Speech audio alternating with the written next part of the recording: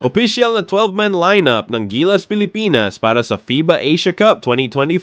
Ngayong Abril 2025, opisyal nang inanunsyo na hindi makakasama si Kai Sotto sa Gilas Pilipinas para sa FIBA Asia Cup 2025. Nagaganapin mula August 5 hanggang 17 sa Jeddah, Saudi Arabia. Ito ay dahil sa kanyang ACL injury at ang kanyang operasyon noong Pebrero kung saan tinatayang aabutin ng 9 months hanggang 12 months ang kanyang recovery. Dahil dito, imposible na siyang makalaban sa tournament. Ayon kay Coach Tim Cone, ina-adjust na ng Gilas ang kanilang sistema para punan ang pagkawala ni Kai at tinitingnan na rin nila ang mga posibleng alternatibong players. Wala pang opisyal na pahayag kung kailan siya muling isasama sa national team para sa mga susunod na kompetisyon. Gayunpaman, umaasa ang mga fans na tuloy-tuloy ang paggaling ni Kai at makakabalik siya sa international basketball. Malaki ang naitutulong niya sa koponan at hinahangad ng marami na muli siyang makita sa court kapag siya ay fully recovered na.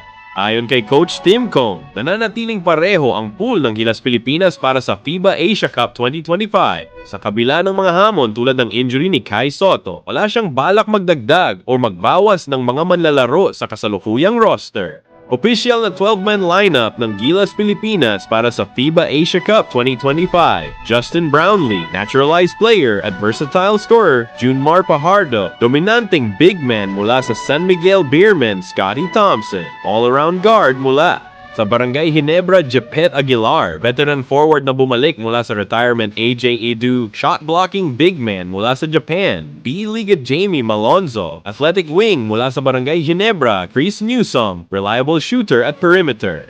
Defender mula sa Meralco Bolts. Calvin Oftana, scoring forward mula sa TNT Tropang Giga. CJ Perez, explosive guard mula sa San Miguel Beermen. Kevin Cuyambao, promising young talent mula sa Korean Basketball League. Dwight Ramos, skilled shooter at playmaker mula sa Levanga Hokkaido, Japan B-League. Carl Tamayo, stretch big na may international experience mula sa Korean Basketball League Reserves. Troy Rosario, bumalik sa pool upang puna ng pagkawala ni Kai Sotto. Mason Amos, young forward mula sa Ateneo de Manila University. Sa kabila ng mga injuries tulad ng ACL injury ni Kai Sotto at ankle sprain ni Kevin Cuyambao, nananatiling buo ang tiwala ni Coach Cone sa kasalukuyang lineup. Ang pagbabalik ni Japet Aguilar at ang pagdagdag kay Mason Amos ay bahagi ng kanyang estratehiya upang mapanatili ang competitiveness ng koponan. Tiebreaker times. Para sa karagdagang impormasyon, maaari mong panoorin ang pahayag ni Coach Tim Cone tungkol sa roster ng Gilas Pilipinas sa sumusunod na video.